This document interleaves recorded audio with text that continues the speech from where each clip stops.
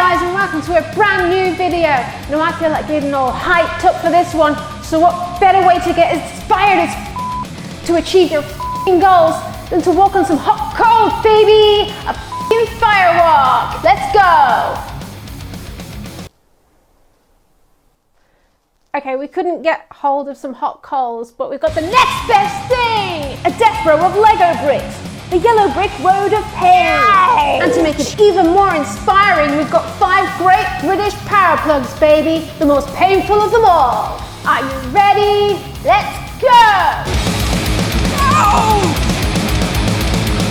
Ouch!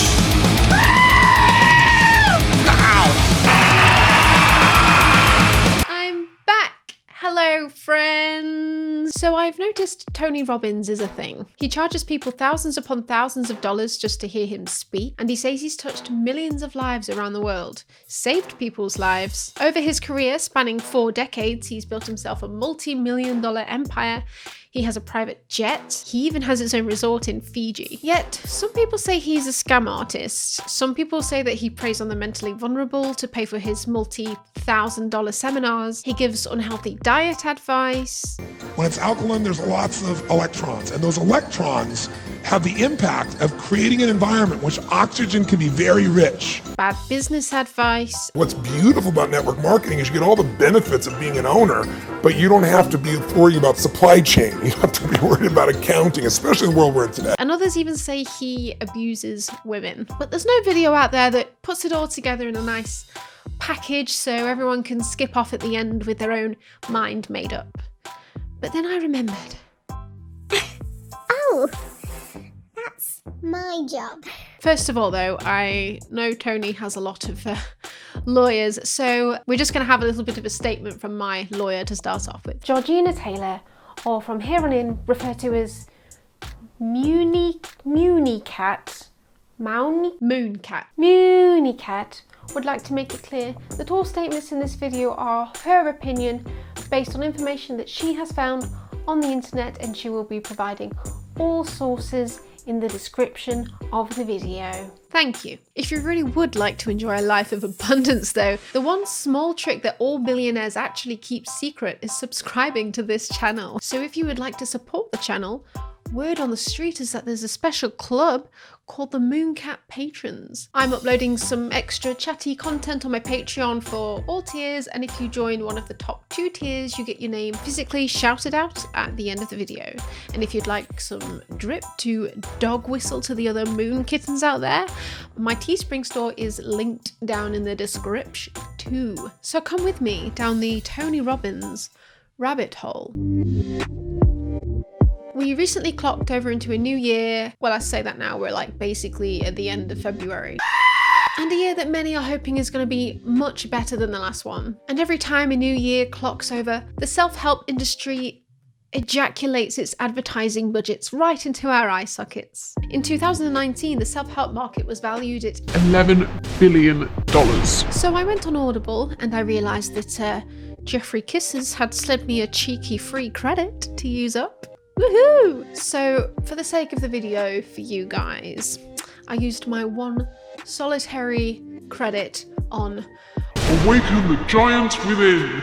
and allowed Mr. Robbins to personally ejaculate his words right down my ear canals to see if I could become hypnotized by the hype myself. Tony is supposed to be the best in the world at self-help, so perhaps this was all I needed to smash through all of my inhibitions and get 1 million subscribers and 6-pack abs and severely cut down on my beer intake. Just a little joke.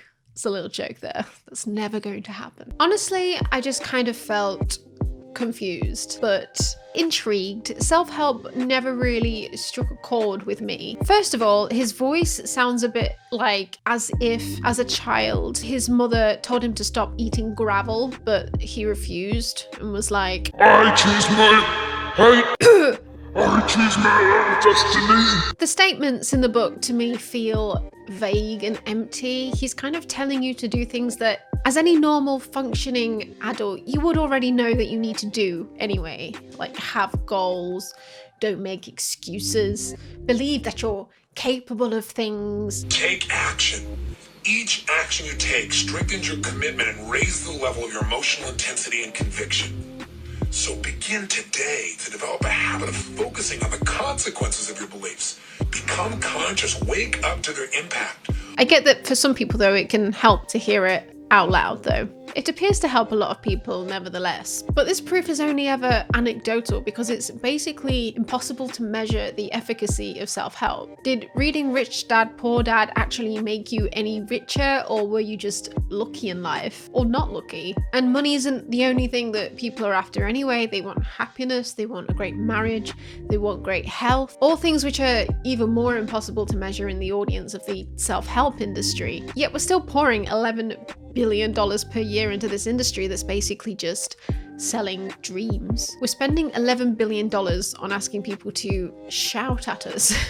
But why? As George Carlin put it, if you're looking for self-help, why would you read a book written by somebody else? That's not self-help, that's help. There's no such thing as self-help. If you did it yourself, you didn't need help. You already went out and bought the book. You already had something in you that said, I would like to make my life better. So how much can really be said for the book or the seminar at the end of the day? Would you have not acted on that initial instinct if you didn't read that book or go to that seminar? There is one person who we know for sure is living a prosperous life out of all of this, though.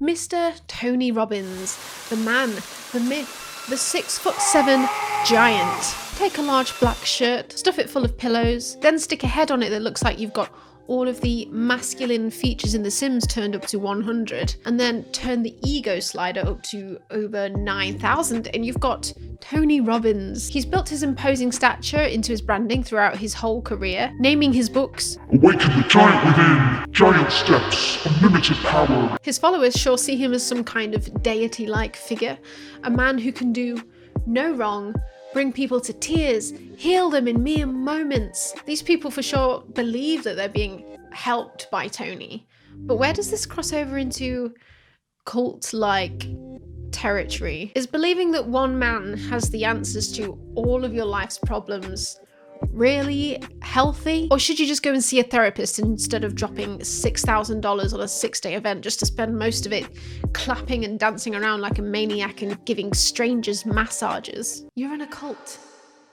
Blame your daddy issues. So I watched the recent Netflix documentary, Infomercial, on Tony, and it all seemed pretty harmless until it got to the point where he was giving advice to people one-on-one in front of thousands of people. This is what he calls his interventions. Is he really helping people in these situations? I would personally say absolutely not. He's probably definitely doing more harm than good, and I'll get into my reasons why throughout this video.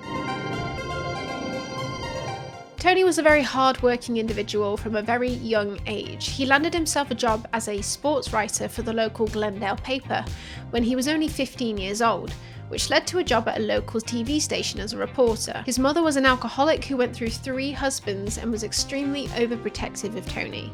She relied on Tony to get her drink and drugs and to cook meals and to look after his 2 younger siblings, and she would be physically abusive towards him. When Tony did well for himself, his mother would get scared he was going to leave the house and not help her anymore, so as a result, she forced him to leave his job at the TV station. At the age of 16, Tony grew 10 inches in 1 year and suffered terrible growing pains. He didn't realise until he was 30 that this was due to a tumour in his pituitary gland. He eventually ran away from home at 17 and he left school and got a job as a janitor to support himself through his uncle. Again, his mother told his uncle to sack Tony, saying he had to learn to make it on his own and not survive through family. He soon found another job as a salesman and was able to support himself through this just a few months after leaving school. Around this time, Tony found out about the motivational speaker Jim Rohn and attended one of his seminars and was instantly hooked. Soon after, he had a job promoting Jim Rohn's seminars, earning $3,000 a month. At 19 years old, he got a promotion and started earning $10,000 a month. Even though Tony was making bank, he felt lonely and depressed,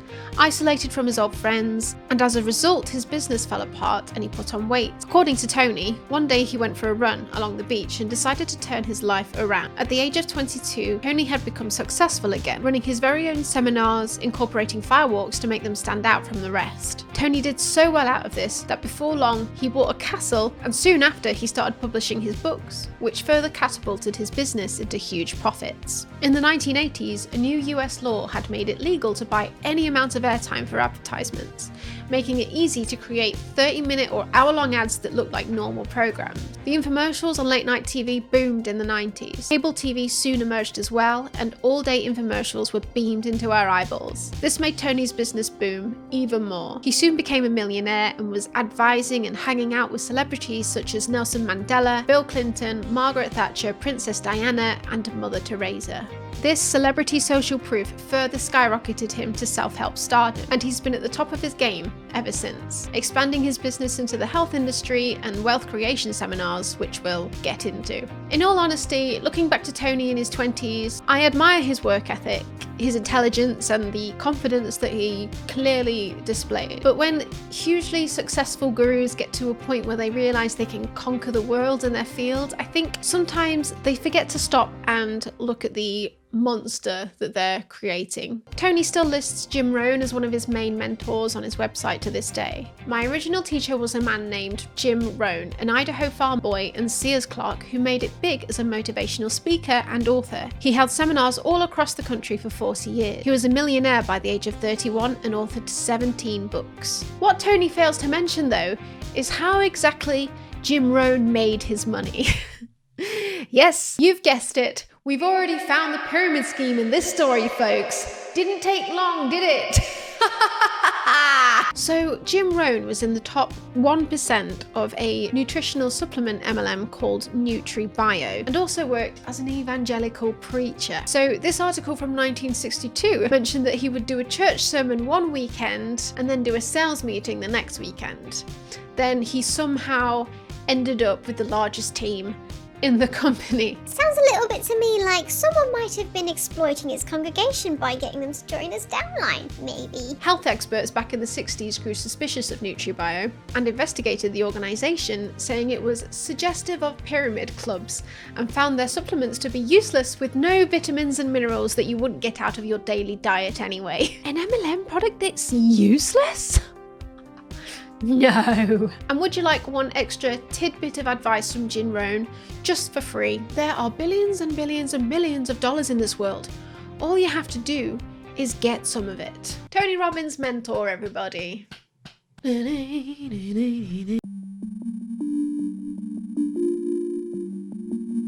Tony was introduced to neuro-linguistic programming via his other mentor, John Grinder. John Grinder co-created NLP with a man called Richard Bandler. Tony attributes his incredible turnaround and success in his early 20s to NLP. Now, NLP is an interesting phenomenon.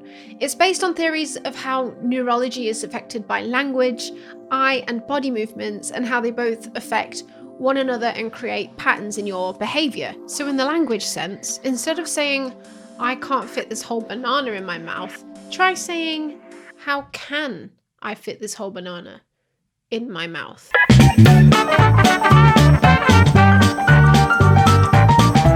NLP.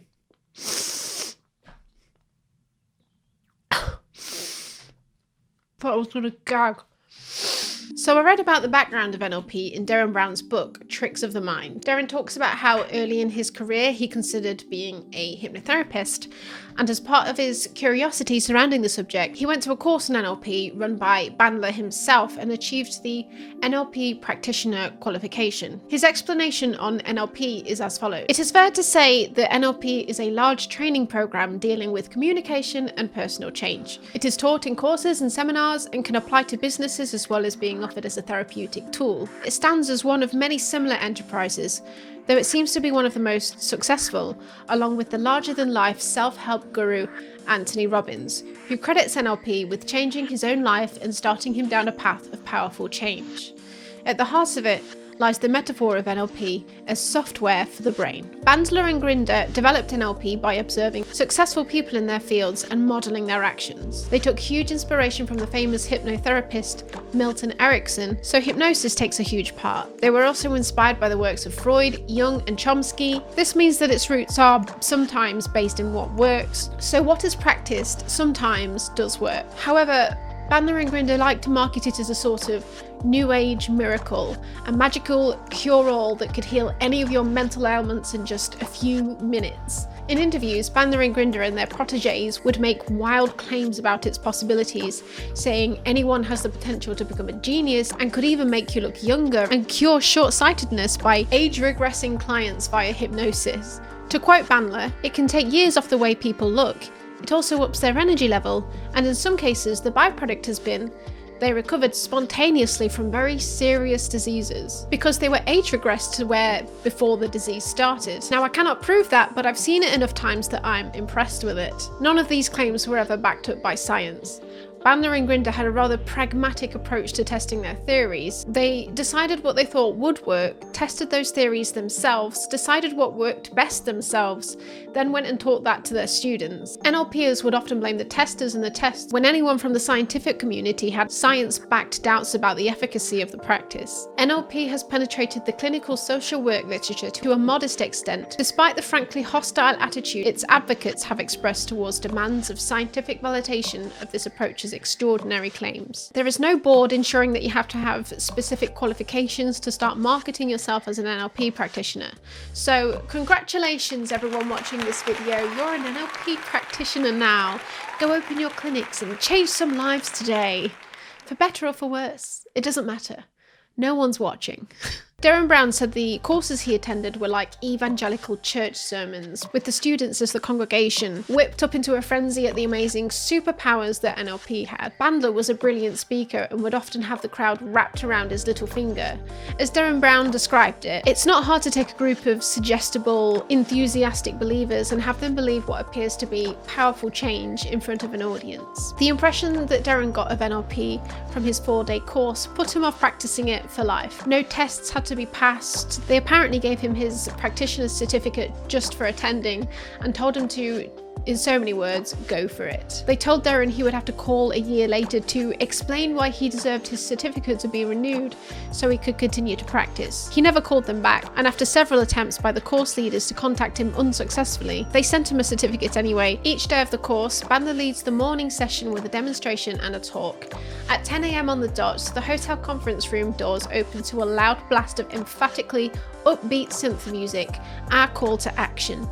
As students amble towards their seats, some do jiggly little dance steps, others clap to the beat. There are sporadic whoops of enthusiasm. Of the 100 odd here for the course, people have travelled from as far afield as England, Japan, Australia, Turkey and Baghdad. Others have volunteered to be course assistants, paying their own flights and accommodation, just to be close to Bandler, which is not all that surprising when one considers that students can pay up to £10,000 for one of his intimate 3-day courses. So basically, in other words, NLP is the get-rich-quick scheme of psychotherapy. Bandler was not at all happy with what Darren wrote about him in his book and threatened to sue Darren unless he removed the words about him in future editions, so he did. Darren said the subjects of NLP were often mocked, which is in line with Tony Robbins' approach to this day. NLP was sort of described as a quasi-religion by some, which also falls in line with the evangelical style of Robbins' seminars. The general consensus behind the teaching of NLP was that you could use it as more of an attitude rather than a specific set of rules to practice by. Darren Brown wrote that Bandler and Tony Robbins used evangelical hype in order to get people as emotional and suggestible as possible to ensure the message hits home and get us to buy more courses. Where have we heard that before? So basically they're saying that you can use NLP as a starting point, but in reality you can just do whatever the hell you want and call it NLP.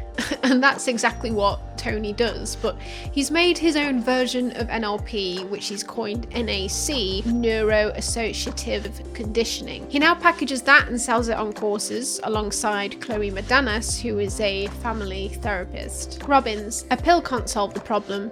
All it can do is numb you and lose the pain that would otherwise drive you to finally change something. Playboy, ever taken an antidepressant? Robbins, never. Playboy, have you ever seen a therapist? Robbins, no. Playboy, are you against it? Robbins, no, I actually train therapists through my Centre for Strategic Intervention using films of my interventions, but I believe therapy can be done more rapidly.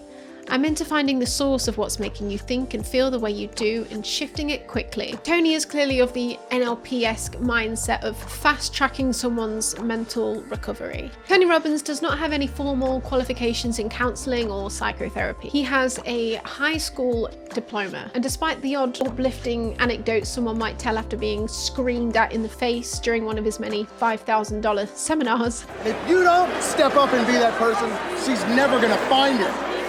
Fuck that! You're the one that's gonna break the pattern. That! There's no scientific proof to show that what Tony does is actually, on the whole, helping anyone. At the same time, though, you could argue that he's not hurting anyone, but I would beg to differ.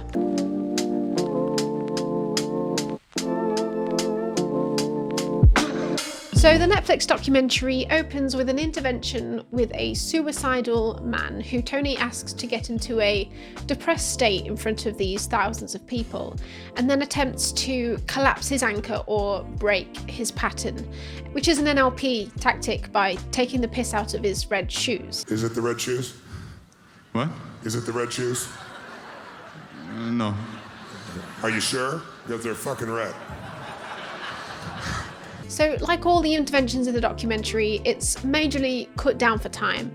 It quickly crescendos into the man being lifted and crowd surfing among the other attendees, cheering and whooping. Then someone at the soundboard pushes up a fader and we hear "Run" by Snow Patrol being blasted into the conference room to heighten the emotion even more. This documentary should, in my opinion, come with a trigger warning for anyone even slightly susceptible to cringe. I did have to wash out my eyes multiple times with soap after watching this. Tony will often use this collapsing anchors or taking the piss tactic if you watch a lot of his interventions. He has been doing this throughout his whole career, as this one review I found of one of Tony's seminars explains. Was it necessary for Robbins to ridicule individuals who volunteer to speak out about their innermost personal feelings to a crowd of 12,500 people? For example, Robbins told a clinically depressed woman named Nuala that her mental illness did not exist and urged her to stop taking her medication because her ailment was selfish. Robbins also shocked a terminally ill woman with his reaction to her heartfelt story. "You're fucked." He reinforced the statement with, "She may as well give up now, right?" NLP, just bully your clients and they'll be fixed in mere minutes. Who am I to judge though? Maybe all of this does work. Perhaps all therapists should have DJs on hand to heighten the emotions at critical breakthrough points in conversation. So what are you here for today, Mooncat? Wait, aren't you also my lawyer? Well, work is drying up at the moment and you said anybody could be an NLP practitioner, so... Okay, some people on the internet don't like the way I pour my beer and it hurts my feelings. Get yourself into the mindset of how you pour your beer right now.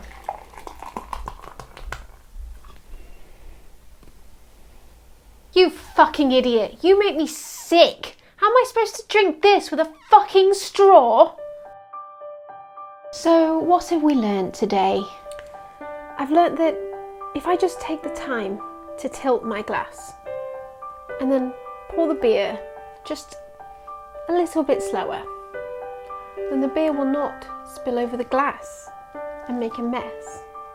And in a way, that's a rather accurate metaphor for the way I approach my life and my dreams. Okay, DJ Therapies, hit it! What a breakthrough, guys. Shout out to my family. Let's go!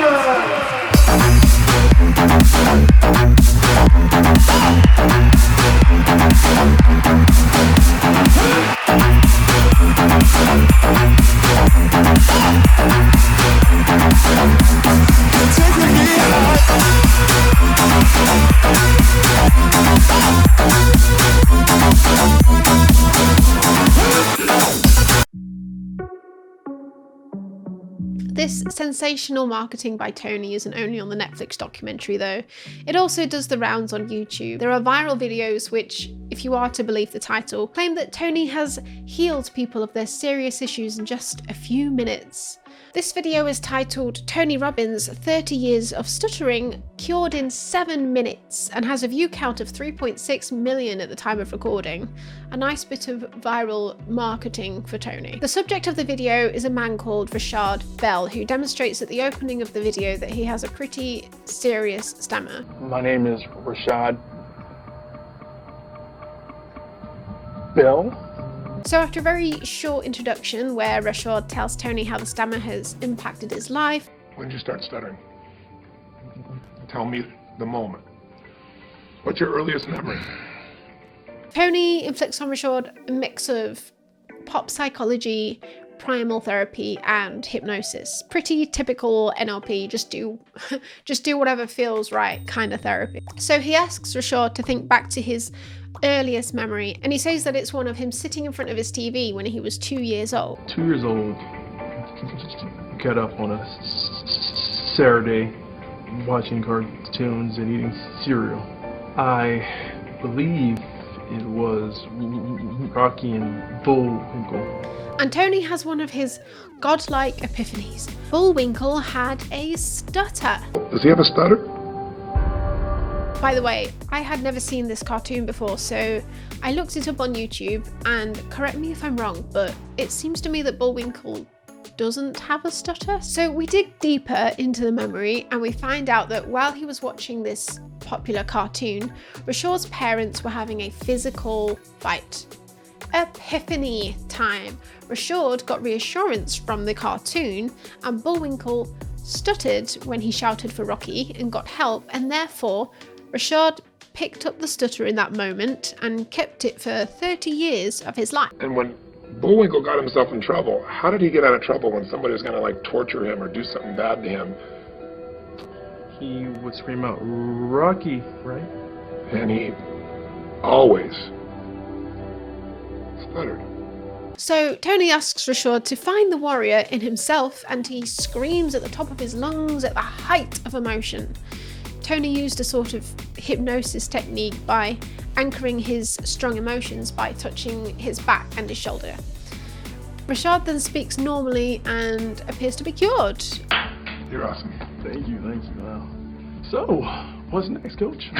And then confronts his biggest fear and speaks in front of 5,000 people. Now this is a very uplifting and wholesome video, but you know what I'm gonna do here, guys? I'm gonna pour my cynical custard all over it. In my opinion, this video is complete fucking bullshit. But I don't think Rashad is acting. Rashad has or had a real stutter, but I just don't think he was really cured in this moment by Tony at all. So after some light Googling, I discovered that Rashad had dreams of becoming a public speaker after this. Rashad set up a YouTube channel with the username I used to stutter, but all of the videos have now been wiped. And I came across a blog by another man who stuttered, who saw Rashad's videos and wrote about them back in 2009. So it was clear from what was written that Rashad had clearly taken to heart everything that Tony had said to him, to the dismay of the man who suffers from the same disorder writing this blog. He has uploaded 6 videos and they are all about his method of overcoming his stuttering by speaking from the heart. I chose to stay there. I chose to identify as a stutterer. That's why I was afraid of greatness.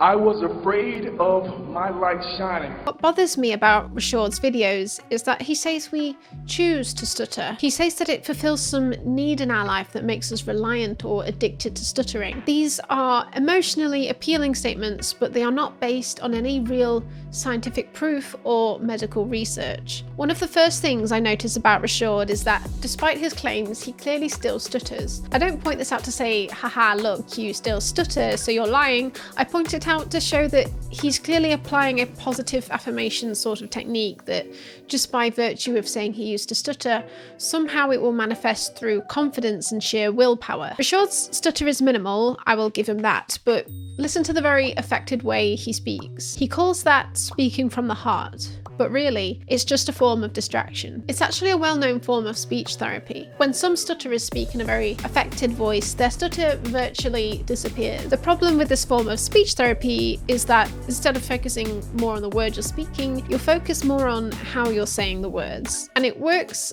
as long as you keep up the affected voice. What inevitably happens though is that eventually you are unable to keep up the affected voice for too long. I'm not denying that I think Rashad was probably helped by Tony, but to claim that someone who has stuttered for 30 years was cured in 8 minutes by Tony's apparent superpowers just by making him speak in a more affected tone is quite honestly a lie. And that's not to mention that Rashad was also in long-term speech therapy at the time that this video was made. Rashad is quoted as saying in this article, "I give myself permission to stutter, to be disfluent, to not be perfect," insinuating that this therapist's approach was for Rashad to accept his flaws and work through them. But according to the blog post, whenever Rashad spoke normally and not like a motivational speaker in any of his follow-up videos, he would blame himself if he ever stuttered. Next, watch one of his videos where he is casually sitting in his living room, talking about the same cure, but the affected voice is gone and he is just having a conversation. The blocks are more frequent, and at one point he excuses himself for what is clearly a block and then reprimands himself for doing so. So I chose this video because I think it's a good sort of small insight into the way that Tony cures all types of issues in his followers. Basically that it's your fault if it doesn't work and it's nothing to do with Tony's technique. I should also add that I've looked up some actual speech therapists other than the man who wrote this block, and they generally agree it certainly is a technique to help someone onto the path of getting better, but it's no way a cure in 8 minutes. They say that it's a mix of heightened emotion and placebo effects which causes Rashad to appear like he's been cured in the video. But all of this marketing causes people to think that he's some kind of demigod, and his following almost becomes a sort of quasi-religion from the effect of this, paired with the evangelical nature of his seminars. But the church-like preaching Tony is so great at is, I would say, mostly harmless, even if the advice contained is so watered down because it has to apply in some way to everyone in the room. It gets to the point where the advice is so dilute that it doesn't really apply to anyone. Where it does cross over into harmful territory though is when he begins to speak to these people one-on-one in what he calls his interventions. Tony Robbins has been imparting his uncontested opinions about his followers' intimate relationships for decades, surrounded by rooms of people who have either paid thousands of dollars to hear him speak, and his own staff members, of whom are all hired because they are already fans of Tony, volunteers who are working at the event for free just to be hype people and help out, all for the sweet privilege of being in the same room as Tony. And to qualify to be a volunteer, you have to have previously paid full price to see him beforehand. So absolutely no one in these rooms is ever thinking truly critically about what he is saying. So this has created, in my opinion, a monster who thinks he knows fucking everything. He's not always wrong, but a hell of a lot of the time he really fucking is, in very problematic ways. So unless we're in Tony's inner circle or we pay thousands of dollars to attend a seminar, we rarely really get a glimpse into what really goes on. Filming is banned and contracts are signed by all attendees to not leak any recordings of the seminars online. So this works in favour of the participants' privacy, but is also ideal for Tony in other ways. On one occasion this did happen, a recording got leaked out and all hell broke loose. You may have seen this video floating around the internet in which Tony made some comments about the Me Too movement. He comes across in it as sexist and dismissive of the struggles that women have faced, more concerned about the pushback's effect on men. Because I just was someone the other day, very famous man, very powerful man, who's saying how stressed he is because he interviewed 3 people that day.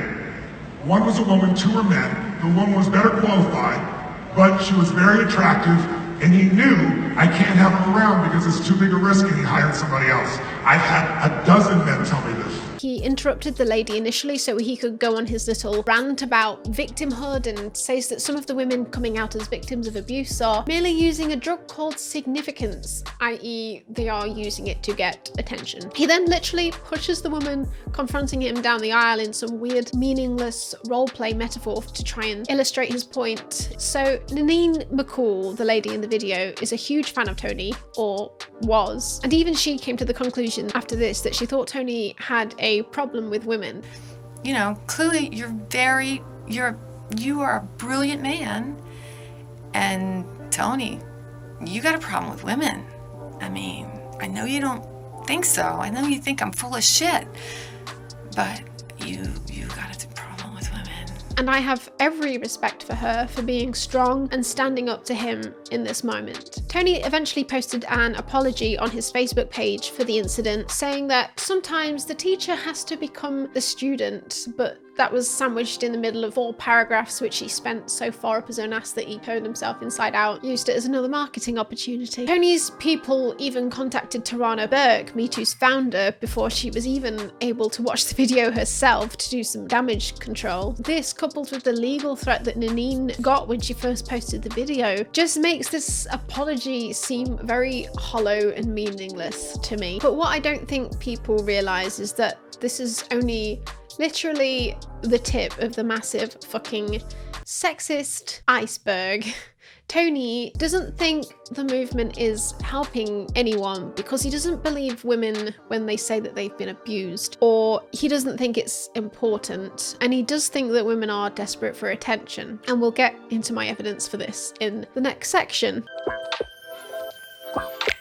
Now, the interventions we've been looking at so far are extremely cut down for time, so we can't really glean a full picture from them. You might have seen floating around on the internet lately Buzzfeed News reporting that Tony had been abusive towards one of his female seminar attendees. So Tony's disciples immediately jump to his defense, of course, and the first thing that they will jump at to defend their golden boy is the fact that it's Buzzfeed News that broke the story, which instantly gives them dubious credibility, apparently. Personally, I think if BuzzFeed wanted to start a news outlet under their umbrella company, they probably should have not called it BuzzFeed News, because you can't expect any of your journalism to be taken seriously when from the outset it's immediately associated with articles such as 13 potatoes that look like Channing Tatum, make a sandwich and we'll tell you which Shrek character you are, or does SpongeBob SquarePants have a penis?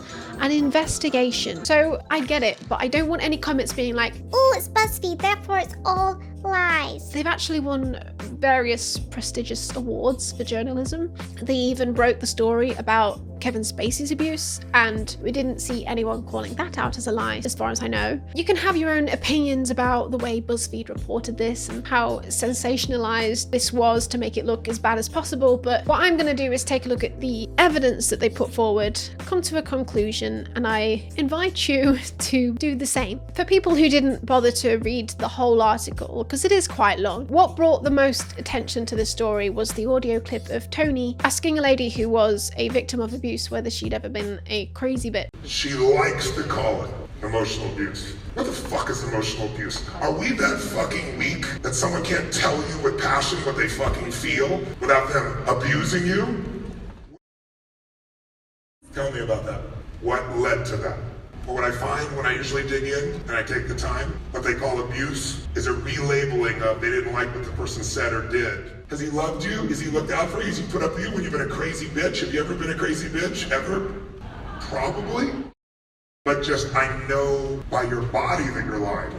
I know by the words, I know by the context that you're lying, because nobody is evil in every moment or you wouldn't have been there for 7 years. Again, Tony's incredibly loyal fans who do an even better job than his relentless lawyers for free rushed to his defense, saying that these comments were, of course, taken out of context. And someone leaked part of that therapy. BuzzFeed proudly put it out there. This intervention, this therapy, and it's part of it, of a 2-hour session. It's like 2 minutes where Tony is showing tough love and he's using a certain technique that may not be for everybody. Yes, of course they were taken out of context. It was a 1-minute segment taken from an hour-long intervention. Do you really think anybody was going to sit there for an hour listening to the whole thing? Well, I would, obviously, but would anybody else? Unfortunately, they didn't make the whole recording available, but they did make the transcript available, and that's linked from the article. So yeah, I read the whole thing. It took me about an hour to get through it, and yeah, the whole thing is 10 times worse. So Tony, over the course of an hour, in my opinion, severely gaslighted a woman into thinking that she was the cause of her abuse and that she was imagining it. And to give you a quick rundown, Tony talks about 98% of the time. In your everyday counselling session, by the way, that should usually be sort of the other way around. The attendee explains very briefly that her boyfriend has been abusive towards her, like mentally and physically, and her words are blocked out for privacy reasons, but you can glean that much from the responses from Tony. So the woman's boyfriend and son are not in the room. Tony tells her that she's manipulative, that she's gaining attention by saying that she's the victim of abuse, that she's ruining her son's life by loving him too much, and that she would have left her boyfriend by now if she didn't truly love him, and that there must be some good in him if she stayed with him for 7 years. He talks a lot about the fact that he knows that she's being inauthentic because of her body language. He constantly asks the crowd to back up what he's saying. So another thing that Tony's fans love to point out about this incident. But here's the problem for BuzzFeed is it worked for Miss Campos. Miss Campos has produced her own YouTube video. You should check it out. Tony just posted it yesterday. And she comes out and says, what is happening? This was a sacred experience for me. Tony saved my life. BuzzFeed just basically continues to try to use pieces of the intervention out of context to make their point, the point that they want to make regardless of the experience that I am relating. This is apparently the all-encompassing proof that we needed to show that Tony is in fact the golden boy angel from heaven that we all think he is. But in reality, however BuzzFeed reported, the fan told BuzzFeed News it was a positive experience and that she was grateful for the advice not to be a victim, which had helped her leave the relationship. They also directly quoted her as saying, "In no way, shape or form would I like to give the wrong impression that I found the interaction with Tony to be damaging to me or that I found it not useful," she said. BuzzFeed never painted her as any kind of victim. They just put the facts out there for the reader to decide for themselves and elicited opinions on the interaction from abuse and trauma specialists who had read the full transcript and said, in some ways, the dynamics of Robin's relationship with the women in these workshops is essentially the same as the dynamics of the abuse that may have brought them to him in the first place. I'm glad that experience was empowering for her, but another survivor sitting in that room might have felt like she was being ridiculed and her experiences were being dismissed, she said. There is no context that would make this okay, said Latifah Lyles, an executive at the National Network to End Domestic Violence. Basically, just because the woman said that she did not feel as if she were abused during this intervention does not make it okay. Many people in abusive relationships do not realize they're in abusive relationships. And what's the one thing that's always present in an abusive relationship? A power imbalance. A woman being told by her idol that she's paid thousands of dollars to see that she is a crazy bitch who is in fact not being abused in front of thousands of other people who are all agreeing with him is a power imbalance on fucking steroids. It takes a woman, on average, 7 attempts to leave an abusive relationship. Tony convinced a woman in an abusive relationship that she was to blame and that her boyfriend still loved her and that she wouldn't have had a baby with him if she didn't love him. These were all assumptions that he made from the few sentences that she told him. So after reading through that whole awful transcript, I thought I would check out whatever full interventions I could find online and watch them in their entirety and see if any sort of pattern emerges, because we know Tony's a fan of finding patterns in people, so why don't we try and find some patterns in his behaviour too? Let the teacher become the student, you might say. I watched multiple hours of Tony's interventions. Absolutely everything that I could find anywhere online, I watched it all and took notes. My conclusion? Tony Robbins constantly gaslights women into thinking that they are the root cause of problems in their relationships. He uses and abuses his female followers to push his own sexist agenda because he does have a problem with women, and it's fucking disgusting.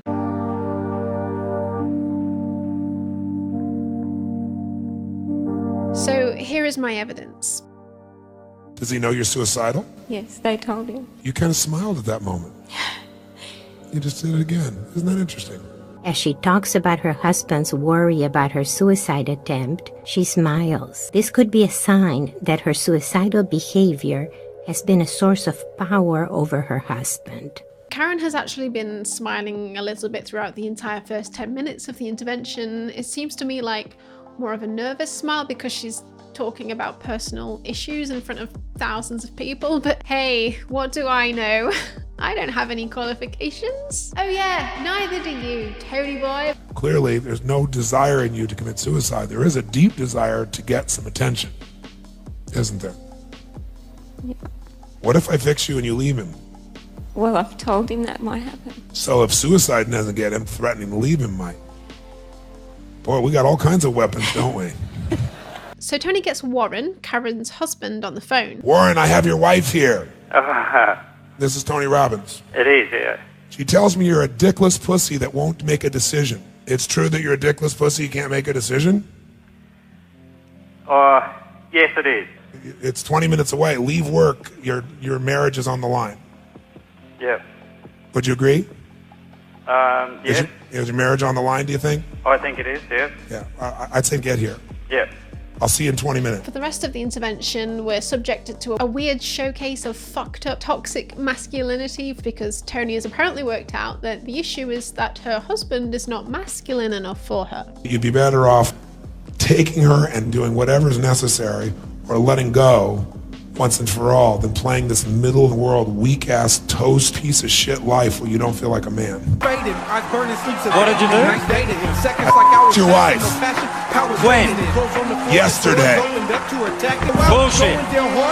What you say? Bullshit. What you say? Bullshit. What the fuck did you say?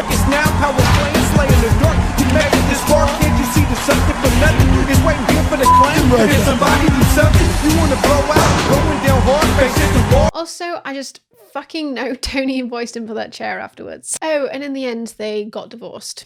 Today, Karen and Warren are both very happy, but not together as lovers anymore. Next! This time we're at one of Tony's seminars in Italy. So just to explain the earpieces, Tony's words are being translated into Italian live by translators sitting at the back of the room. So again, we start with a suicidal woman, Olivera. She reveals that her partner cheated on her 3 times. If you wanted to commit suicide, you could have. True or false? È quello che mi ha risposto il mio compagno dopo che è venuto a prendermi all'ospedale. Well, now, wait, don't even tell me what she said. I already saw. I hope you saw what I saw. You don't even have to hear the words. She smiled as she described it and pointed back towards her husband. Let's see. What'd she say? She said that that's what her husband said when he turned up to the hospital. And she smiled when she said that. Olivera goes on to explain her past. She had an arranged marriage with a physically abusive man who she had her son with, who is now 9. She went to court to divorce him, but they gave their son to him. She hasn't seen her son in years. She met this new man and he cheated on her 3 times. Tony then immediately makes excuses for him cheating on her. I love her, but in the meantime, I'm just going to sleep around until I really have the assurance that she really loves me. Perché non lo vedo normale. I don't see this as a normal thing that he sleeps around. He's an Italian man that sleeps around and that's not a normal thing?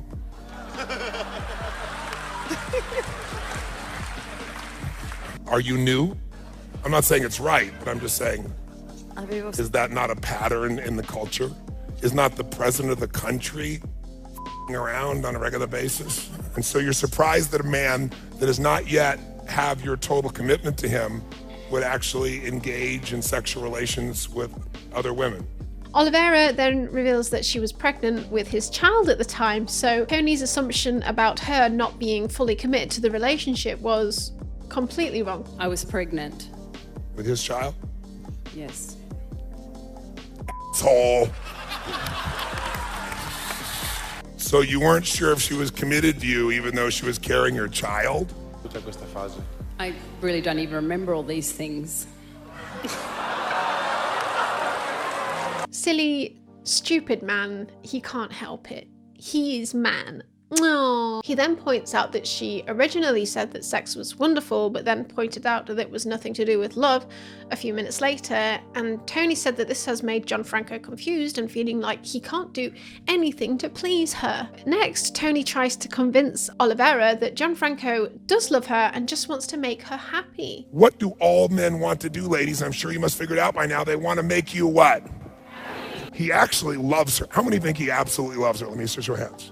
Everybody else in the room knows it but her. Well, he has a funny fucking way of showing it, doesn't he? Anyway, he then says that she's found ways to get his attention by having pain. Then he does pay attention to her, but he finds that he can't succeed, so he goes to other women. Tony then embarks on another speech about women needing to let the internal stuff shine better because the external stuff will deteriorate. And you're an attractive woman visually, and I'm sure you are in your heart and soul, but the external stuff's gonna go away, and you know it.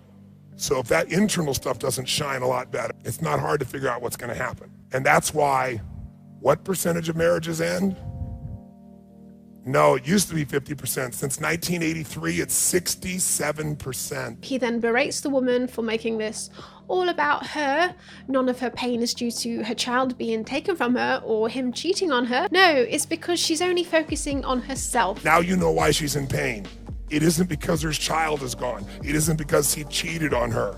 It's because all she focuses on herself and her own wounds. But when she tells him he doesn't even love her, not even zero, I'm not defending him. He's been a dumbass.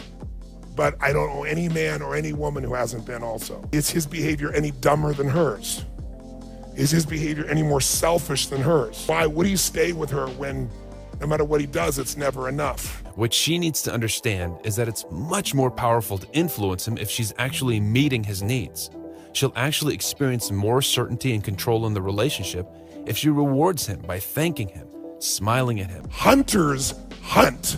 They do one thing, and their job is to solve the problem, bring it home, and we're programmed to do that, hoping when we bring it back, we would see a celebration for the victory. And for the first time in history, many women make more than men. Women still make less overall, but it's also statistically because they pick jobs that don't pay as high because they provide more freedom, schedule and time-wise, so they can have a family. Those are the facts. And then we get the whole spiel about women in their metoo reports. We gotta know which berries to pick that you can eat, which ones will kill you. If we're wrong about one little detail as a gatherer, we could kill our children, kill our husband, kill everyone. So details are 1,000,000 times more important genetically in every woman in this room. We were going to India, and it was a very spontaneous thing. We weren't planning to go to India, and I had all this luggage. We had about 12 bags.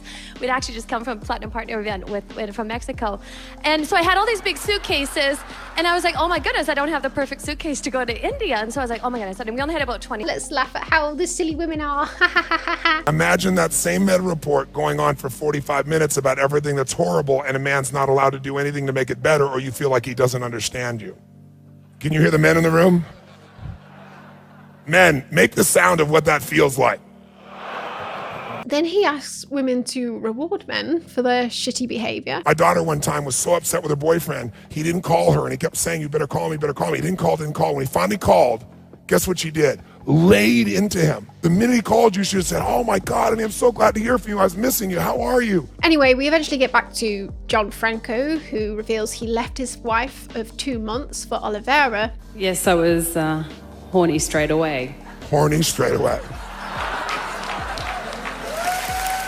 Were you very attracted to her? Ho lasciato mia moglie dopo 2 mesi. I left my wife after 2 months for her. This man left his wife, and I'm not going to take the time to get under it all, but I can tell you why he left his wife. I can tell you beyond a shadow of a doubt. He left his wife because they both weren't meeting each other's needs. And the reason they did it is he couldn't figure out how to continue to make her happy. It's all of a manipulation that you see she did over here and wasted 45 minutes of our time to try to get to just tell me the truth that every one of you in this room knows. You know she knows he loves her, or she would have left. Of course, there could be no other reason for staying with this man. Nothing else, like, you know, maybe having a child together. Maybe that could possibly be the reason. Even a woman who's crying, a man can be pulled through when it's authentic tears, not manipulation tears. He then gets all the women in the crowd to back him up on his points again and say that she has 0 on the 0 to 10 authenticity scale. If you think 1 or 0, raise your hand and make some noise. Most of you give you a 3, 2, 1, or 0, which I would agree with you. It's in that range. That makes no man want to take care of you. Have you learned anything? See. Tony then goes to Gianfranco, tells him he respects him as a man and tells him he's been a good sport today. You've been a very good sport today. You've stayed present when a lot of things were said very harshly about you. You didn't take them personally because you've already judged yourself much harder. I saw it in your eyes. I respect you as a man. Not for things you've done. I've done stupid things too in my life. Most people have. I respect you because I know you love this woman even when she's given you none of the things you value. Openness means, ladies, you accept them. You can't criticize them and be open to them.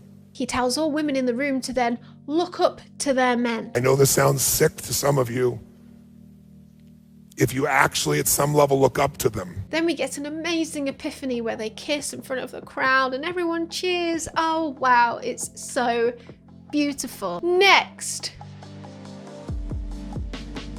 Lindsay stands up and she tells Tony that she used to suffer from a major gambling problem that's put her into huge amounts of debt that she's still trying to pay off.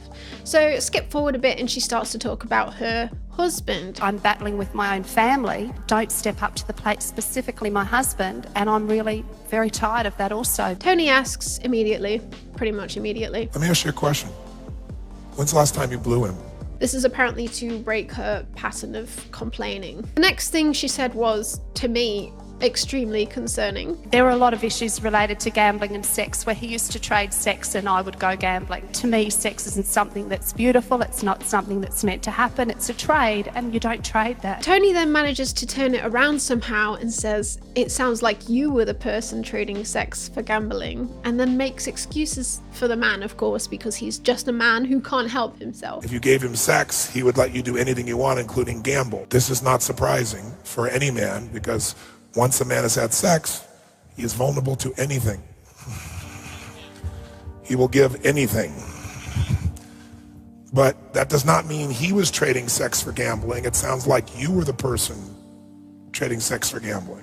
Then we get another lecture about men just wanting to make women happy and women wanting men to understand. He wants to make you happy. He'll die to make you happy if he loves you. Her husband just wants to make her happy, and her smile says that she knows that's true, guys. Tony explains Lindsay's husband's point of view. He just wants to make her happy. Lindsay's smile shows that she knows that that's true. It wasn't because he didn't give a about you. It wasn't because he didn't care, and he was not responsible to know what the was going on inside you, even though you wanted to. Because if you're a woman, you expect a man knows everything you're thinking, and men are like, I'm not a mind reader. You have a very nice smile. Something you could use even more, I bet. In fact, if your husband saw you smile as much as you did this morning, he might get hard. Remember, ladies, smile more and your husband will get hard. A man's world is based on logic. And then Tony goes on about how this man, her husband, who he hasn't met, sounds like a loving and caring man. Sounds like he actually loves her and tries to listen and share and hear and care. One thing that's useful to know about men versus women, women speak in riddles. And then Tony has come to the conclusion that Lindsay's husband didn't stop her from gambling because he loves her, even though he used it to control her and coerce sex out of her. Tony also explained her husband's situation. He hadn't stopped Lindsay from gambling because he loved her. He understood the hardships of her life, and he wanted her to have something she could do to escape and be happy. We get a revisit to the couple a year later, and Lindsay says that things have been so much better since she stopped blaming him. And spent, lots of time looking inwardly at ways that I could change rather than having blame for this gorgeous man over here. So, yes. I look at him, yes. Okay. Are you ready for more? Next! Paul stands up and explains that he's worried about leaving his wife. Is your love for this man unconditional? Yes. Is that your experience, sir? I've had a lot of struggles with physical attraction. I think she's got the most amazing eyes and smile I've ever seen in my life. And I tried to tell myself that physically that was all that I needed, and it wasn't. I don't feel that she was the person I was meant to be with for the rest of my life. How many years have you guys been married? 9. And you want to leave? I want to be free of the pain on both sides. Tony realizes that Jennifer has a sense of humor and likes to speak up for herself. Because it takes no balls to stand in front of 2,000 people and air your laundry. 4,000. It's 4,000. And Tony says that this is emasculating Paul. How emasculated do you think he would feel living with someone who doesn't think he has the balls to do anything after he just stood up in front of the whole room, as he pointed out right after you said it? Commence another hour-long gaslighting session aimed at the woman in the situation. That's not what I asked. You obviously weren't listening. Okay, so this was the one time I wasn't listening. I'm glad we have a morning of firsts. You can act the shit with me, but you won't get the shit with me. You can leave the conversation with me. You can choose to do that. I'm not your little pussy man next to you. My man's not a pussy. You can slap around. And you can dominate until the point that he finally gets pissed enough that he does something. I'm not that man. Neither is he. Boy, you seem to know a lot about him, so you don't listen. You decide what's going to be shared. You decide what it's going to be. You anticipate how it's going to be. And you work incredibly hard to control your world for one reason. You're scared shitless and you're driven by certainty and comfort. It's why you go to food, and it's why you go to humor. You felt certain he was a man who would love you and that you could love. Is that fair to say when you got married? Yes. Okay. That had a lot to do with comfort. True or false? True. Paul just said in front of a room of thousands of people that he wants to leave his wife because she's fat, basically. But now, poor Paul just wants to love her. He's in such despair that she doesn't appreciate his love. You get the pattern by now. Basically, we get to the point where Tony has decided that because Jennifer's dad loved her so much, that's caused her to expect the same level of love from her husband, and she's so focused selfishly on her own needs that she hasn't realized those of her husband. Closer to your father or your mother? Definitely my father. Oh, he gave me absolutely everything. Yeah, you were his little baby girl. Definitely. What did he say about you? That I was perfect. That bastard told her he was perfect. Men will do anything to do good for their woman, but when they feel they can't succeed in making them happy, they will leave. If they don't leave physically, they'll leave for their work, or they have an affair, which is why he'd want to go somewhere else even though he loves you. He loves you. He just can't live feeling like he's not the most important thing to you. So I need to change that. And plus, look at her. She's gotten fatter and fatter, and I'm visually stimulated, and I'm a man, and he will be stimulated anyway. He doesn't feel enough with you. And then she eventually agrees with Tony. And how much contribution do you think you felt he was giving you? None. And how would he feel like a man that way? He wouldn't. Can you see why I'd want to leave? Yes. Great. Another couple cured. Next. Next up we have Lisa. She talks about issues of going into a sort of crazy mode when she argues with her husband. Tony immediately brings the conversation to how her father brought her up, of course. #daddy issues. She talks about arguing with her father because he was controlling and hypocritical with the rules that he made her live by. Tony then decides that Lisa has, as a result of her father's actions, put on a masculine mask and she needs to embrace her femininity. Are you ready for some fucked up shit? Tony says that she dresses like a man because apparently short hair equals man. That's why you dress the way you dress, that's why you hold yourself the way you hold yourself, and that's why you really are fearful, because you've been living a life that you're not. I know. Yeah, I know. There's a fucking man. I know. They don't know shit. I know. Don't men do that all the time? I fucking know. Because they're supposed to know, so they gotta know. Even if they don't know, they act like they know. And then asks her how often she dances around the house naked and plays with herself. How often do you dance naked around the house? And play with yourself? She reveals that her sister reacted to her father's strict rules in a feminine way, i.e. showed vulnerability, and as a result, she was not abused further by her father. Tony proceeds to psychoanalyze Lisa's son, something Tony loves to do, psychoanalyze people that he's never met, then blame the person in the room for their actions. And he needs to know that feminine energy, even though you've shown him as his mother, the person he loves most and the person who's influenced him most is you. True or false? That's true. Okay. And your idea of femininity is it's weak and it's negative and it's terrible. So how could he ever have a great relationship with a feminine woman when everything you embody and have taught him and demonstrated is that is weakness and it's ugly and it's terrible, and you're his role model of love and you're masculine. So he has to go get a woman who's masculine, but he probably really is masculine himself. He then asks Lisa if her daughter has turned out to be a boy or a girl. I'm afraid to ask about your daughter. Is she a boy or a girl? Does she live as a boy or girl? Has she rebelled because she doesn't like the way you are and become a woman?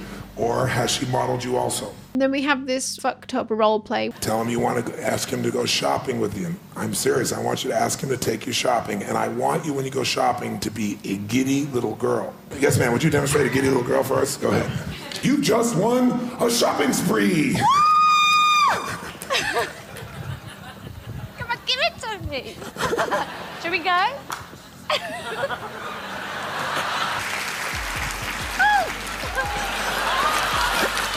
Should we go shopping? Yeah. And then she's given a tiara and a pink feather boa to wear. And Tony is explaining to Lisa that this masculine role that she's playing her whole life is not one that she was made for. Then we get a weirder exercise. Tony asks her to feel her breast and think about her sister. It's too much to explain right now, but it literally makes no sense. It's supposed to bring out her femininity, I think, but it's really fucking weird and it goes on for way too long. And then we get a follow-up at the end. So I went shopping with two of the girls from there. We had a girly day, 6 hours, and I said to myself, gosh, I wasn't bored, I wasn't upset, I just enjoyed it. This and that and that. Yay, now she's a woman like she should be. She's back in a fucking place, guys, and she's shopping and wearing pink. Next. Then we have bonus material from the Netflix documentary, A Woman and Her Daughter. So Tony uses sexist insults towards them both during this intervention. What a bitch. Yeah, we left the hotel. That fucking whore. This one is cut down for time, so I can't fully analyze it, but there's an extremely disturbing moment in which Tony absolutely flips it at the daughter just for flipping her hair behind her shoulders like this.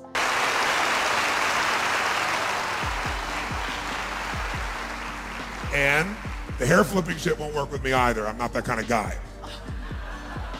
So the batting the eyes, the hair flipping, all that shit won't work with me. You want to be fucking real with me? I'll help your ass. But all the techniques you use, I'm not a stupid fucking boy. I'm a man. Don't try that shit with me. It won't work. I'll rip you open. You understand me? Yes. So, whatever you do, ladies, don't fucking touch your fucking hair if you're anywhere near Tony Robbins, or he will rip you open. Totally normal reaction there. Then there was a short-lived TV show that Tony hosted for a while called Breakthrough, in which Tony would spend time with families to figure out the root causes of their problems and eventually help them have a breakthrough. There was one particularly troubling episode I came across with a singer, Melissa, and her husband, Rick. So at the beginning, we learned that Melissa won a singing competition, which was like Nashville's local version of the X Factor for country singers, called Nashville Star. So this kickstarted a relatively short-lived career in music for her, but during the competition she had to be cut off entirely from her family for 3 months, and immediately after she was playing shows all around the world, so she was away from home quite often. During this time, Rick cheated on her, and the relationship has been rocky ever since. So Tony meets the couple and instantly decides that Rick has honest emotions and shakes his hand, and Melissa has greeted him with a fake smile. I don't want to lose this woman. Why do you do things to push her away? I don't know. I don't feel like I deserve her sometimes. I look over at Melissa and she's got this smile, but the smile is kind of like a beauty queen smile that, you know, has been practiced. I'm saying, wow, I got to reevaluate what's really going on here. He then goes on to tell her after a short conversation that she has concentrated on her career too much, and it's basically insinuated that this is the source of all of the problems in the relationship. She left for Nashville Star. Right. For 3 months, she was on her own, sequestered from me, and you say sequestered, what does that mean? She couldn't call us, we couldn't call her. We had You no weren't able to contact. speak? No. We had no contact with the outside world at all. You didn't talk to your children? No No. emails, For how long? 3 months. It's an obvious choice. You got to put your family first, but Melissa wasn't doing that. I don't necessarily require Rick to be, you know, taking care of the kids 24/7 while I'm gone. I mean, is it ideal for one of us to be doing that? Yes. There was this tremendous disassociation from one part of her life while she pursued this other part of her life. It was the hardest time of my life. I was a mess. And I was trying to say, I'm hurting, and you're not getting it. And the other woman thought I was a wonderful man. She should have just stayed home like a good girl.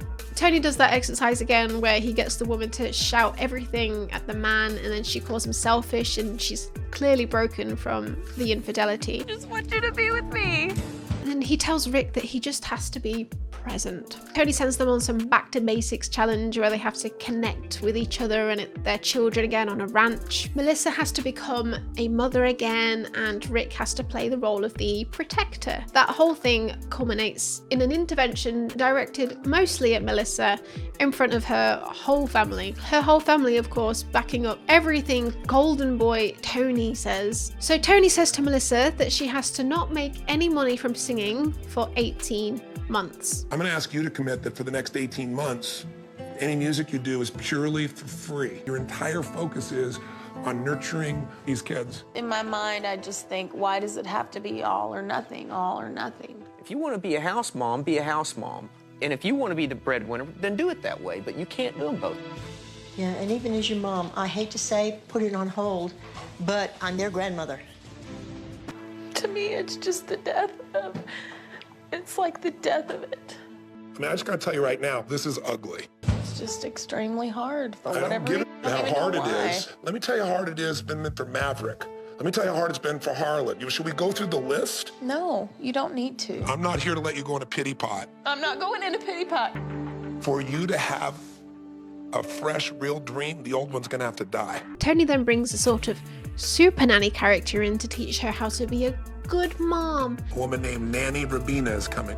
And rifles through her house, declaring that she needs some cleanup skills because it's a mess. Oh my God, she needs some skills of organization and cleanup. This is insane. Who better to bring in than Nanny Rabina? What the fuck has Rick been doing? Is he not supposed to clean up? Will he get his penis stuck in the vacuum cleaner? We have electric sockets that they're not covered, they're not safety. Never think it can happen, Melissa, because it can. I'll say it again. Why the fuck didn't Rick do it while she was gone? Was he too busy sticking his dick in the little holes? Girl, leave that man. If not for any other reason. For that fucking goatee.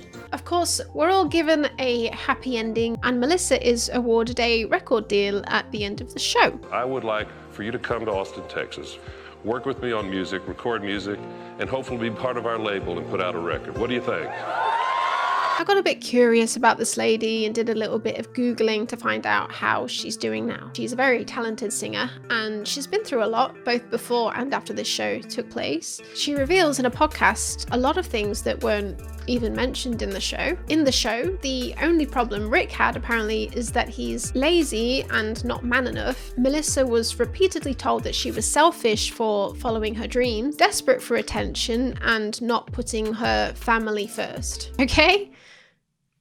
Remember that. He was sleeping with this girl down the road. I mean, I had a newborn baby and a 1-year-old. She literally was filling up my husband under the table while I'm sitting next to him. They literally handed him a 6-figure job, to which only lasted a few months, and then he kind of didn't work for him. So, you know, it went away. Wow. Came in the door, and Rick was in the bathroom, literally like doing his thing with this girl while my kids are in the living room watching TV, and that was it. Sounds to me like an insatiable thirst for attention on his part, but I guess he's a man, so he's just being a man, right, Tony?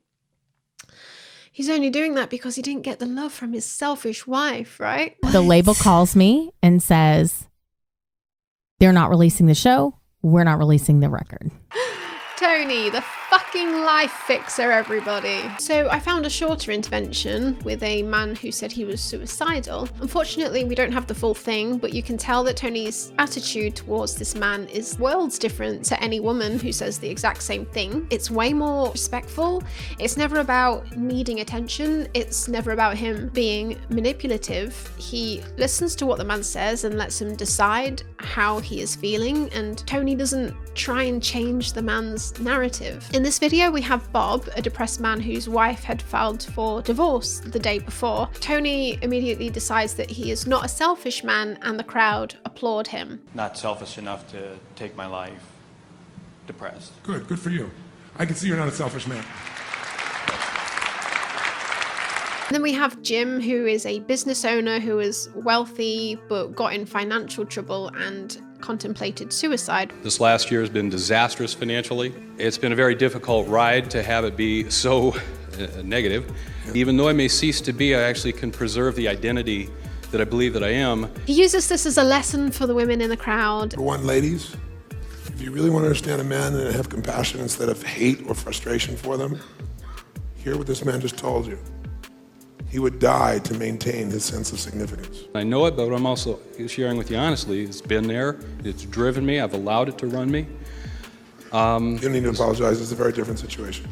Well, I'm trying, thank you. Tony follows Jim's narrative of his situation throughout, believes everything he says, and doesn't challenge the reasons behind his actions, from what I can tell from these shorter videos. It is certainly evident, to me at least, that Tony truly believes that women are constantly speaking in riddles, and that leads him to question everything a woman says. You ever been a crazy bitch? Ever? But just, I know by your body that you're lying.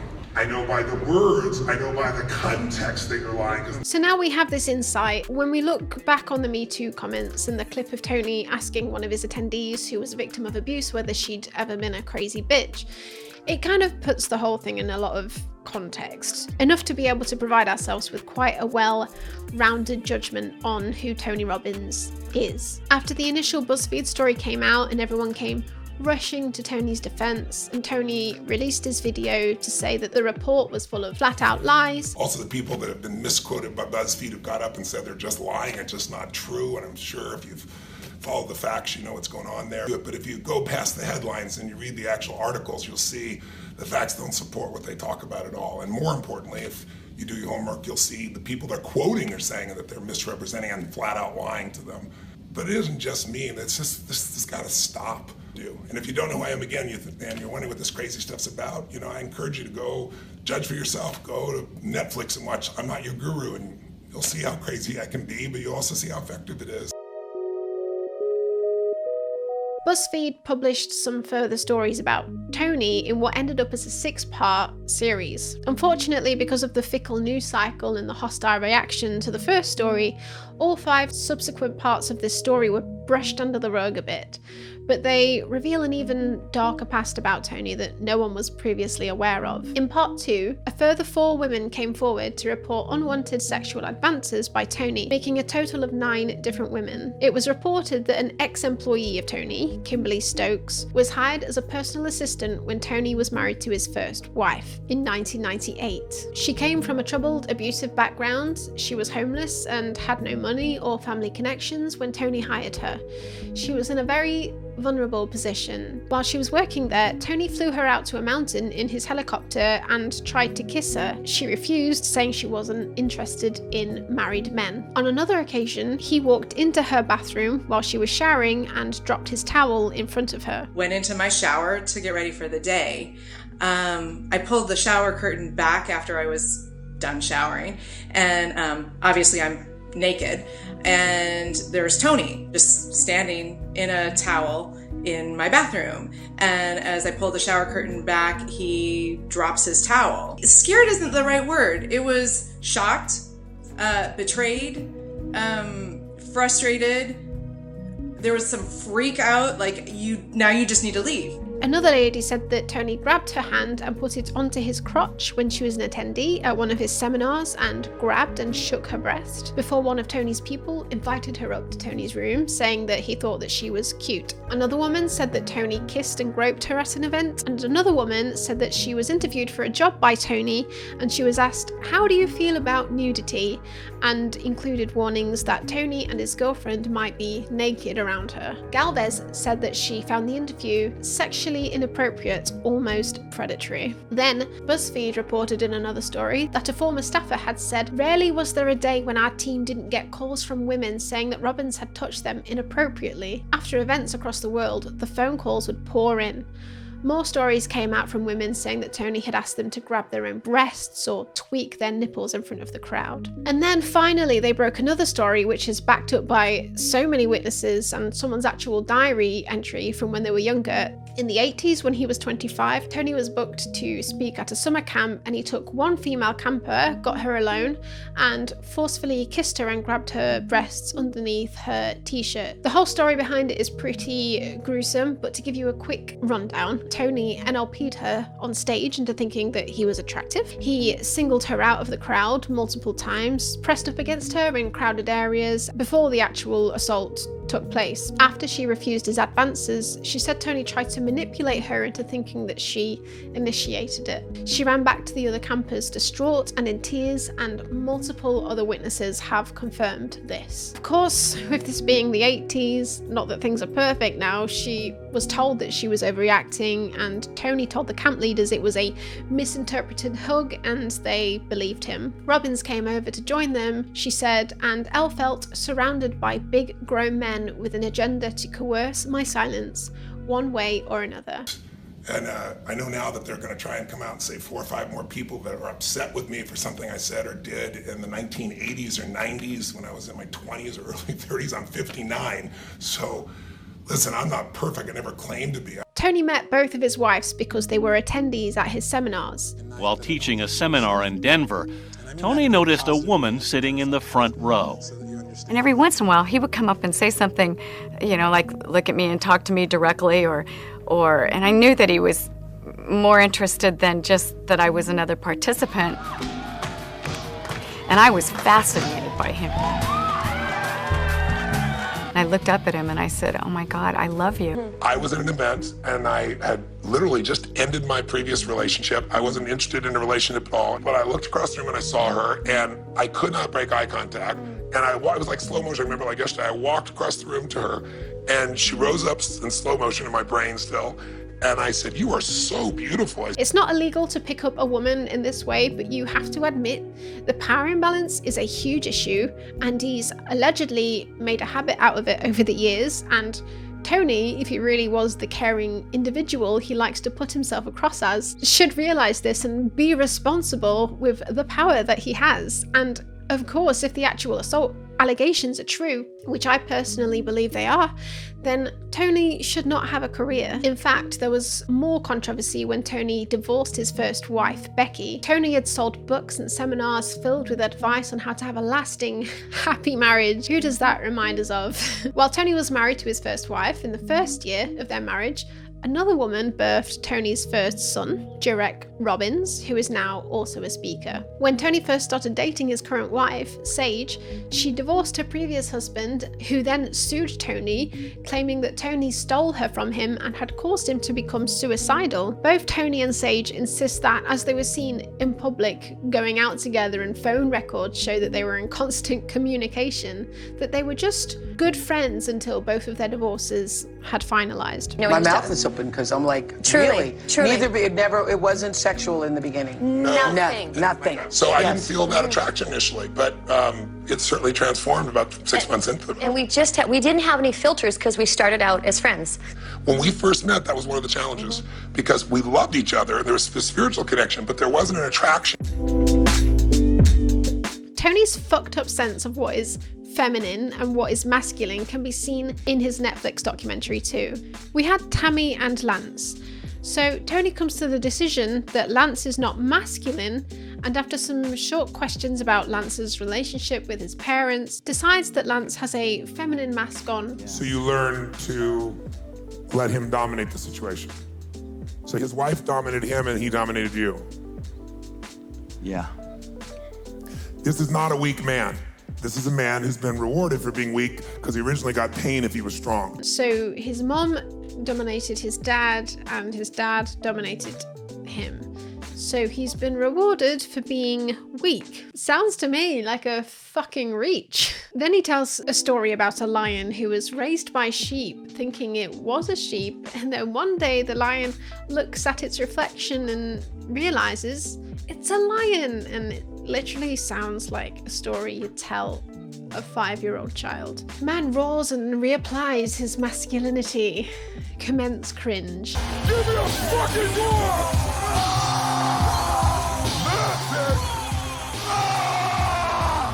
That's the fucking roar! The next day, Lance announces that he is now a masculine lion. Amy and Lance apparently had the best sex of their life last night. What do you reckon he said when he climaxed? Unleash the power within! Oh my god. And then we had the woman who was forced to break up with her boyfriend in front of everyone there. This intervention is cut down for time, but now we know Tony's general attitude. We can see what very much likely happened in this interaction. We can see all the same tropes. My father's the most amazing man on the planet. Just wonderful. He taught you you're his little princess, didn't he? Motherfucker. That's right. He taught you you didn't have to do anything to be loved. He's a beautiful man with a big heart that fucked you up. So your husband never stood a chance. Now, what did you do to your ex-husband that led to that relationship ending? But he hurts me. And you hurt him. Yeah, I guess I do. He doesn't seem like he cares, though. It doesn't even seem like it affects him. Of course he doesn't. Same strategy you use. He's just better at it. Because he's a man. He doesn't talk about anything. He's a man. My boyfriend talks about everything. Yeah, because you got a feminine guy. It's driving me crazy. He doesn't stop talking. Poor guy. I'm so glad he's not here. I wish he was here. We could set him free. In fact, maybe that's what we should do as a first step. Get out your phone. And it's time to start doing the right thing right when you know it's fucking right. Pick up your fucking phone. Let me ask you a question. Is he the right man for you? Does anybody know the answer looking at her face right now? Correct me if I'm wrong. Tell me if I'm wrong. Tell me if I'm wrong. I can't. You're right. If the role that you're playing is not who you are, the role that I'm playing is not who I want to be, and I don't want to be some masculine, ball-busting broad. That's not who I was created to be. What it made me realize was that's what you get when you bring your masculine energy to a masculine man. So first I was a little bit hurt, and then I went, if you would have been really nice and mamsy-pamsy, I wouldn't have done shit. So I get it. The lady didn't break up with him in the end. There's also a short clip of Tony being shown the details of people in the crowd so he can make decisions on who to pick for interventions. He says that this one woman is a total attention getter. No, already read. Okay. Total attention getter. And I think this is... I want to know what she looks like because I'm not going to waste time with her. Okay. Everything she does is to get attention. Okay. In this video, Tony is explaining the polar masculine and feminine energies that we need in order to make relationships work. As long as whatever the relationship is, there's a more masculine one and more feminine one, there's going to be sparks. That's where the electricity comes from. So he's saying that relationships need a masculine energy and a feminine energy, but it seems that in recent years, he's realized that this completely overlooks the overwhelming evidence that gay relationships exist and are very capable of being loving, lasting, and passionate. So he now adds this disclaimer in that you can have masculine energy if you're a woman and you can have feminine energy if you're a man, to insinuate that yes, it's okay to be gay. It could be two women, two men, man, woman.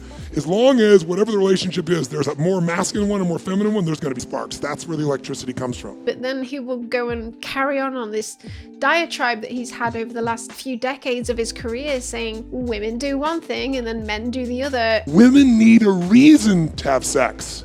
Men just need a place. And then he sometimes catches himself out and says, oh, sorry, I should be saying masculine energy and feminine energy because it can be the other way around. These are life and death of your relationship with a woman. Now, when I say a woman, I apologize, a feminine energy. Because there are women who are masculine, these three don't matter. But then that's completely contradicted by him saying that we have in our culture what's PC, and then we have how people really respond, adding that it has nothing to do with our cultural upbringing, but it has to do with the way that we're wired. Women think that men should be like women, at some level, and vice versa. And so it just creates so much havoc because our culture has what's politically correct, and then there's how people really, truly respond. And you can see what's real because you can watch in the room and see it happen no matter what country or what nationality. It has nothing to do with cultural upbringing. It has to do with the way we're wired. And he goes ahead and continues assuming whether people have natural masculine or feminine energy based on the way that people look. If they've got the energy of the other gender than the one that they look like, then they've got a mask on, which Tony proceeds to remove through problematic gender aligning exercises which are outdated and, guess what? Not backed up by science. Fun fact, if you want to do a little bit of homework after today's show, there's a test you can take on Tony's website to find out if you have masculine or feminine energy. And guess what I have, guys? Place your bets now! Come on, quick, bet! Betting ends! It's masculine! Yay!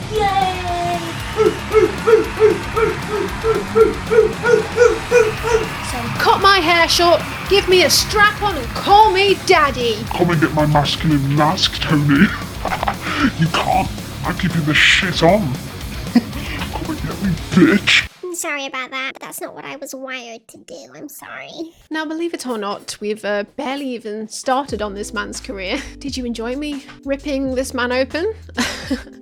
Well, make sure you're subscribed so you can see the next video where we're going to talk about Tony's hypocritical health advice, his shady business advice, his pressure selling of seminars to vulnerable people, and his worrying attitude to the global pandemic. Yeah, so much to go through. I've already done the research and it's bad. It's real bad. So subscribe if you want to see the next part. In the meantime, you can sub to my Patreon if you want. I'm doing some extra sort of chatty BTS content on there. If you upgrade to the £5 tier, you'll get free MP3 downloads of all my songs and you'll get your name sung or rapped at the end of part 2 of this video. Tier 1 will still get your name listed on screen though, and you'll be able to access all the extra content, all of the backlog on that tier as well. So you can also support the channel by checking out my Teespring merch, and you can also follow me on Instagram for general life updates. All links are in the description. See you next time.